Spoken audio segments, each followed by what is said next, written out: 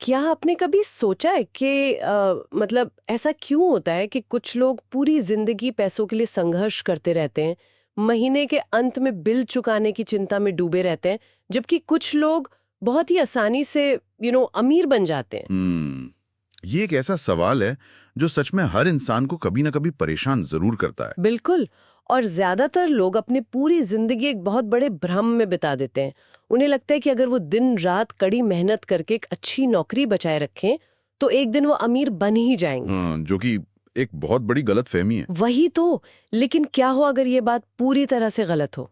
आज की इस गहरी चर्चा में हम जिस स्रोत का विश्लेषण कर रहे हैं वो है रॉबर्ट कियोसाकी की बेहद मशहूर किताब रिच डैड पुअर डैड के कुछ सबसे महत्वपूर्ण अंश। और ये स्रोत मतलब सच में पैसे को देखने का पूरा नजरिया ही बदल देता है। एकदम सही। इस चर्चा का हमारा मुख्य मिशन यही समझना है कि अमीर लोग पैसे के बारे में ऐसा क्या जानते हैं जो मध्यम वर्ग कभी समझ ही नहीं पाता। तो चलिए इसे थोड़ा खोल कर देखते हैं। बचपन से ही स्कूल हमें एक बेहतरीन कर्मचारी बनना तो सिखाता है। हाँ, एक डॉक्टर या इंजीनियर बनना। बिल्कुल, वो सब सिखाता है, लेकिन ये कभी नहीं सिखाता कि पैसे को अपने लिए काम पर कैसे लगाया जाए। हम पैसे के लिए काम करना तो सीख जाते हैं, पर ये खेल असल में काम कैसे करता है ये कोई नहीं बताता। यहाँ सबसे दिलचस्प बात यह है कि अमीर और गरीब होने का मुख्य कारण केवल बैंक बैलेंस नहीं है। ये असल में माइंडसेट यानी मानसिकता का खेल है। मानसिकता। इसे थोड़ा और समझाइए। देखिए, स्रोत में लेखक ने अपने जीवन के दो पिताओं का जिक्र किया है। एक उनके सगे पिता जो बहुत पढ़े लिखे थे, पीएचडी होल्डर थे। अच्छा। लेकिन वो हमेशा आर्थिक तंगी में रहे।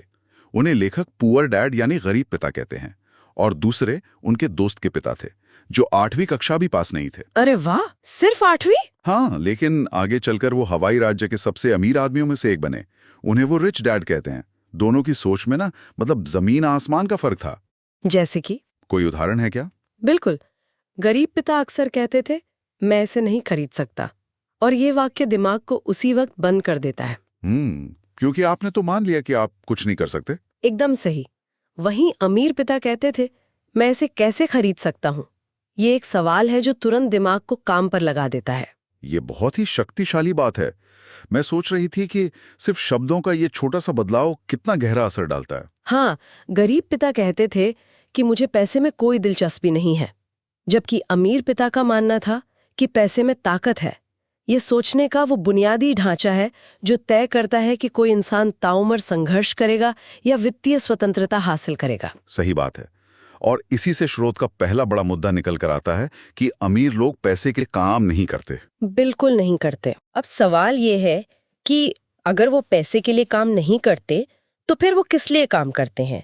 स्रोत में बताया गया है कि गरीब और मध्यम वर्ग के लोग मुख्य रूप से दो भावनाओं के गुलाम होते हैं, डर और लालच। ये मनोवैज्ञानिक चाल बहुत ही खतरनाक है। तो क्या हम इस जाल को थोड़ा और गहराई से समझ सकते हैं? हाँ, इसे समझने के लिए हमें बस अपनी रोजमर्रा की जिंदगी को देखना होगा। ज्यादातर लोग सुबह उठते हैं और काम पे जाते हैं। किस लिए? इस डर से कि अगर नौकरी नहीं रही तो बिल कैसे चुकाएंगे, ईएमआई कैसे भरेंगे। हाँ, बिल्कुल। ये डर उन्हें नौकरी में फंसाए रखता है। फिर जब उन्हें प्रमोशन मिलता है या सैलरी बढ़ती है तो लालच हावी हो जाता है कि अब एक बड़ी गाड़ी ले लेनी चाहिए। वही तो, वो सोचते हैं कि अब ज्यादा पैसा आ गया है तो एक शानदार वेकेशन पे जाना चाहिए। खर्चे बढ़ जाते हैं और फिर से वही बिल चुकाने का डर वापस आ जाता है। इसे स्रोत में रैट रेस कहा गया है, चूहा दौड़। हाँ, जिसमें इंसान कितनी भी तेज भागे वो रहता उसी पिंजरे में है। एकदम सटीक बात कही आपने। और इसी रैट रेस को चुनौती देने के लिए ना स्रोत में एक बहुत ही मजेदार कहानी है। जब लेखक रॉबर्ट और उनके दोस्त माइक सिर्फ 9 साल के थे तो उन्होंने लिटरली पैसे बनाने का फैसला किया। हाँ, वो शीशे के सिक्के वाली कहानी। बिल्कुल। उन्होंने पड़ोसियों से शीशे के खाली टूथपेस्ट ट्यूब्स इकट्ठे किए, उन्हें पिघलाया और सांचे में डालकर खुद के 5 सेंट के सिक्के डालने शुरू कर दिए। मतलब 9 साल के बच्चे सच में नकली सिक्के बना रहे थे, जो कि पूरी तरह से गैर कानूनी था। हाँ, मुझे तो ये सोचकर ही हंसी आती है कि उन बच्चों ने पैसे बनाने वाले मुहावरे को कितना शाब्दिक रूप से ले लिया था। लेकिन वो कहानी मजेदार होने के साथ साथ एक बहुत बड़ा सबक भी है। जब उनके गरीब पिता ने यह देखा तो उन्होंने बच्चों को डांटा कि तुम लोग जालसाजी कर रहे हो। हाँ, लेकिन जब अमीर पिता ने यह सुना तो वो मुस्कुराए। उन्होंने कहा कि हालांकि ये तरीका गलत है, लेकिन इन बच्चों ने वो नजरिया खोज लिया है जो ज्यादातर वयस्कों के पास नहीं होता। मतलब उन्होंने पैसे के लिए काम करने के बजाय पैसा पैदा करने के बारे में सोचना शुरू कर दिया था। एकदम सही। अमीर लोग यही करते हैं। वे सैलरी के लिए अपना समय नहीं बेचते, वे ऐसे सिस्टम बनाते हैं जो उनके लिए पैसा पैदा करें। यहाँ से बात सच में बहुत दिलचस्प हो जाती है, क्योंकि स्रोत कहता है कि अमीर बनने का सबसे पहला और इकलौता नियम है किस प्रिंसिपल, यानी कीप इट सुपर सिंपल, चीजों को बेहद सरल रखें। हाँ, और वो सरल नियम ये है कि आपको एसेट यानी संपत्ति और लायबिलिटी यानी दायित्व के बीच का फर्क पता होना चाहिए। लेकिन एक मिनट रुकिए, अगर हम समाज की बात सुने तो हर इंसान का सबसे बड़ा सपना अपना एक बड़ा सा घर खरीदना होता है। बिल्कुल, सब यही मानते हैं। बैंक हो, रिश्तेदार हो, सब कहते हैं कि अपना घर आपकी सबसे बड़ी संपत्ति है। लेकिन ये स्रोत तो इस बात को सिरे से खारिज कर देता है। पूरी तरह से।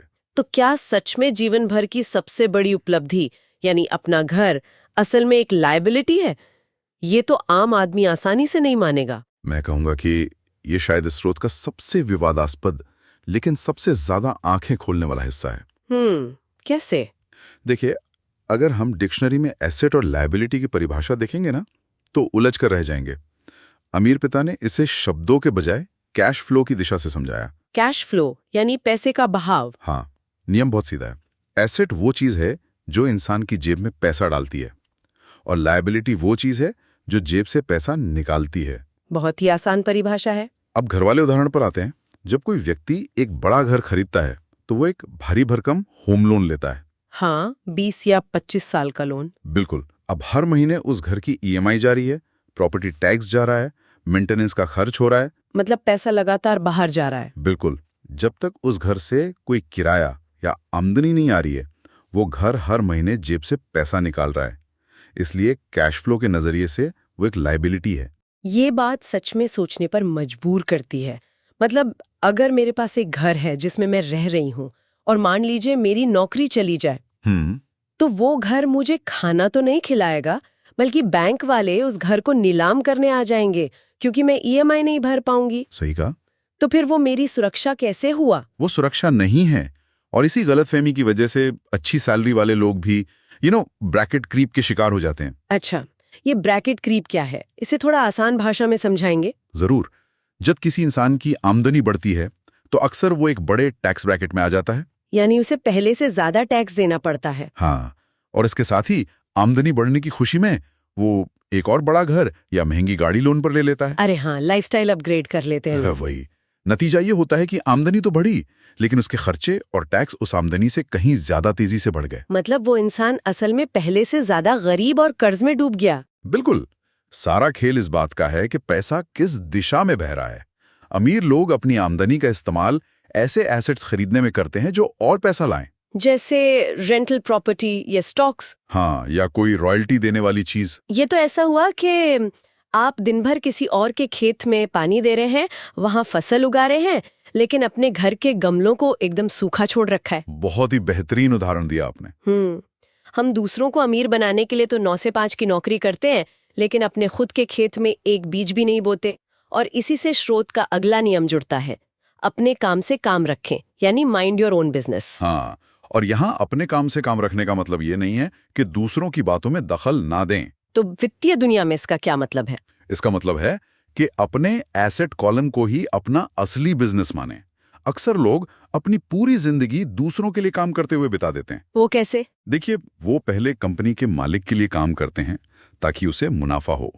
फिर वो सरकार के लिए काम करते हैं क्योंकि सैलरी का एक बड़ा हिस्सा सीधे टैक्स में कट जाता है। हाँ, टीडीएस कट जाता है। बिल्कुल। और अंत में वो बैंक के लिए काम करते हैं ताकि क्रेडिट कार्ड और होम लोन चुका सकें। इस पूरी प्रक्रिया में उनका अपना बिजनेस यानी उनका एसेट कॉलम हमेशा खाली रहता है। इसका एक बहुत ही शानदार उदाहरण स्रोत में मैकडॉनल्ड्स के संस्थापक रे क्रॉक की कहानी से मिलता है। अरे हाँ, वो यूनिवर्सिटी वाली कहानी। बिल्कुल। एक बार रे क्रॉक कुछ छात्रों से बात कर रहे थे और उन्होंने पूछा, क्या कोई बता सकता है कि मेरा असली बिजनेस क्या है? और सब हंस पड़े होंगे। हाँ, क्योंकि पूरी दुनिया जानती है कि मैकडॉनल्ड्स तो हैमबर्गर बेचता है। लेकिन उनका जवाब चौंकाने वाला था। उन्होंने कहा था कि मेरा बिजनेस हैमबर्गर बेचना नहीं है, मेरा बिजनेस रियल एस्टेट है। एग्जैक्टली इस कहानी में एक बहुत गहरी सच्चाई है। रेक रोक ने ये समझ लिया था कि बर्गर बेचना उनका पेशा है, लेकिन उनका असली बिजनेस उन दुकानों के नीचे की जमीन इकट्ठा करना था। आज मैकडॉनल्ड्स दुनिया के सबसे बड़े रियल एस्टेट मालिकों में से एक है। हाँ, उनकी असली संपत्ति बर्गर से नहीं, बल्कि दुनिया भर के प्राइम लोकेशंस की जमीन से आती है। एक आम इंसान को भी यही सोचना चाहिए। उसका पेशा कुछ भी हो सकता है, वो बैंकर हो, शेफ हो या इंजीनियर हो, लेकिन उसका बिजनेस उसका अपना एसेट कॉलम होना चाहिए। तो क्या इसका मतलब ये है कि हर इंसान को कल ही अपनी नौकरी छोड़ देनी चाहिए और कोई नया व्यापार शुरू कर देना चाहिए? नहीं नहीं, स्रोत ये बिल्कुल नहीं कहता कि रातों रात नौकरी छोड़ दी जाए, क्योंकि नौकरी से ही तो अभी के बिल भरे जा रहे हैं। एकदम सही।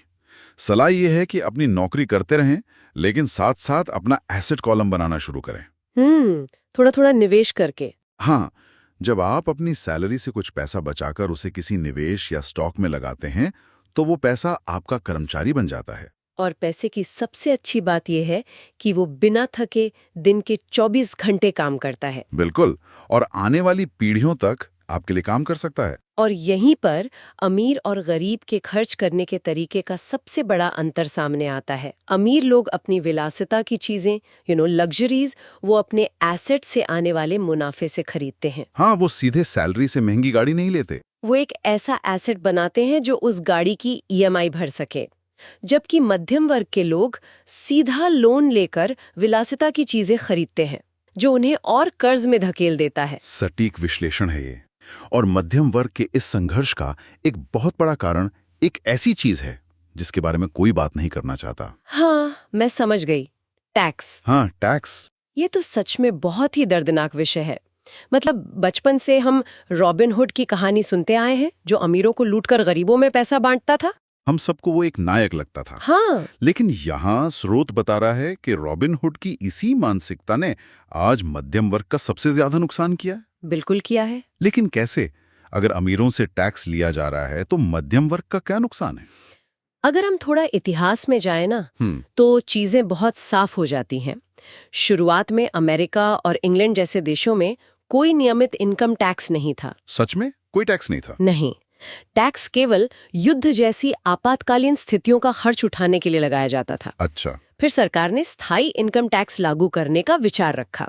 अब कोई भी इंसान खुशी खुशी अपनी कमाई सरकार को क्यों देगा? कोई नहीं देगा। इसलिए जनता को यह कहकर मनाया गया कि यह टैक्स सिर्फ अमीरों को सजा देने और उनकी दौलत बांटने के लिए है। गरीब और मध्यम वर्ग ने इस कहानी पर विश्वास किया और इसके लिए वोट दे दिया। लेकिन सरकार की पैसे की भूख तो कभी खत्म ही नहीं होती। बिल्कुल, जब सरकार को टैक्स से आने वाले पैसे की आदत पड़ गई तो उनकी भूख पड़ने लगी और अमीरों का पैसा कम पड़ने लगा होगा। हाँ, तो अंततः सरकार ने उस टैक्स का दायरा बढ़ाते बढ़ाते उसी मध्यम और गरीब वर्ग को निचोड़ना शुरू कर दिया जिसने इस नियम को लागू करवाया था। ये जानकारी वाकई हैरान करने वाली है।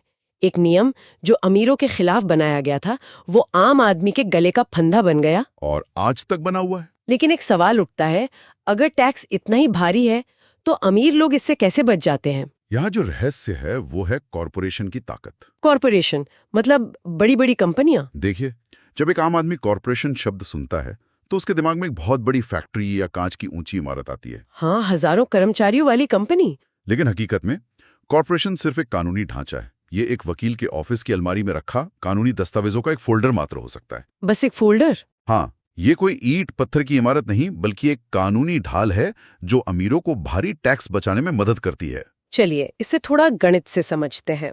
एक आम कर्मचारी और एक कॉरपोरेशन के पैसे के प्रवाह में असल फर्क क्या है? इसे एक बहुत ही आसान उदाहरण से समझते हैं।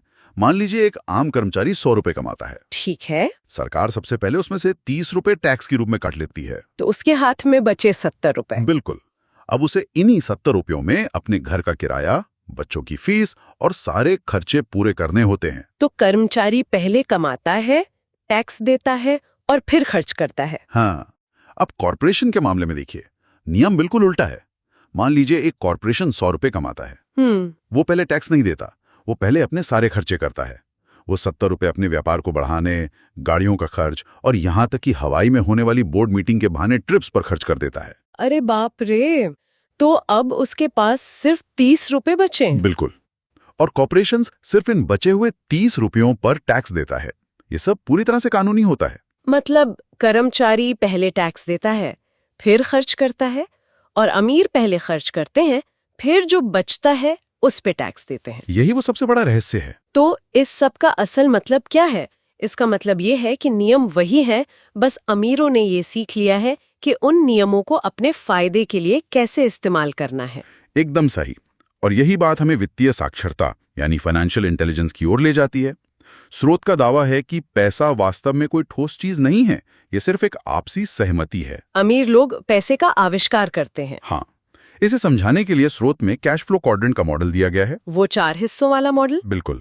दुनिया में पैसे कमाने वाले लोगों को 4 हिस्सों में बांटा गया है, ई, एस, बी और आई। ई मतलब एम्प्लॉय यानी कर्मचारी। हाँ, और एस मतलब सेल्फ एम्प्लॉयड यानी स्वरोजगार करने वाले। बी मतलब बिजनेस ओनर यानी बड़े व्यापार के मालिक। और आई मतलब इन्वेस्टर, निवेशक। सही कहा। तो बाईं तरफ ई और एस हैं और दाईं तरफ बी और आई हैं। इनके बीच का बुनियादी फर्क क्या है? बाईं तरफ के लोग पैसे के लिए काम करते हैं। ई के पास एक नौकरी होती है, एस के पास भी एक नौकरी होती है। बस फर्क इतना है कि वो अपनी नौकरी का खुद मालिक होता है। जैसे कोई डॉक्टर या वकील। हाँ, एक बहुत व्यस्त डेंटिस्ट का उदाहरण ले लीजिए। अगर वो क्लिनिक नहीं जाएगा तो उसे पैसे नहीं मिलेंगे। वो एक सिस्टम का मालिक नहीं है, वो खुद ही सिस्टम है। और दाईं तरफ वाले? दाईं तरफ बी और आई क्वाड्रेंट वाले लोग सिस्टम और पैसे से अपने लिए काम करवाते हैं।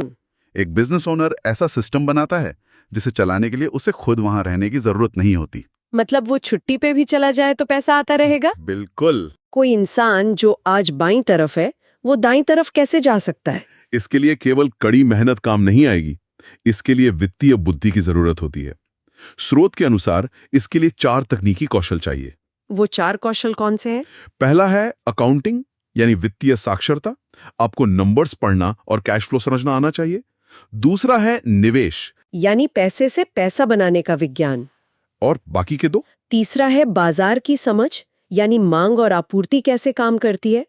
और चौथा सबसे जरूरी कौशल है कानून का ज्ञान, जो अभी हमने टैक्स के फायदों में देखा। मतलब ये चारों कौशल मिलकर किसी भी इंसान को वित्तीय रूप से अजय बना सकते हैं। असली संपत्ति कोई जमीन या बैंक बैलेंस नहीं है, बल्कि इंसान का अपना दिमाग है। बिल्कुल। अगर दिमाग को सही शिक्षा दी जाए तो ये असीमित दौलत पैदा कर सकता है। तो चलिए आज के इस गहरी चर्चा को समेटते हैं। आज हमने कुछ ऐसे भ्रम तोड़े हैं जो पीढ़ियों से हमारे समाज में बैठे हुए हैं। बहुत से भ्रम तोड़े। हमने देखा कि अमीर लोग कभी भी पैसे के लिए काम नहीं करते, बल्कि वो पैसे को अपना कर्मचारी बना लेते हैं। हमने एसेट और लायबिलिटी का असली फर्क समझा कि अगर पैसा जेब में आ रहा है तो एसेट और जा रहा है तो लायबिलिटी। हाँ। और हमने ये भी जाना कि कॉरपोरेशन की कानूनी ढाल कैसे काम करती है। और इस पूरी चर्चा का सबसे बेहतरीन निचोड़ मुझे बकमिंस्टर फुलर की दी गई परिभाषा में मिलता है। उन्होंने क्या कहा था? वो कहते हैं, दौलत इस बात से नहीं मापी जाती कि आपके बैंक खाते में कितना पैसा है। दौलत इस बात से मापी जाती है कि अगर आप आज काम करना बंद कर दें तो आप अपने एसेट से आने वाली आमदनी के बल पर कितने दिनों तक अपना जीवन स्तर बनाए रख सकते हैं। ये वित्तीय स्वतंत्रता का असली पैमाना है। सवाल ये नहीं है कि आप कितना कमाते हैं, बल्कि ये है कि आप कितना रख पाते हैं। और वो रखा हुआ पैसा आपके लिए कितनी पीढ़ियों तक काम करता है। बिल्कुल।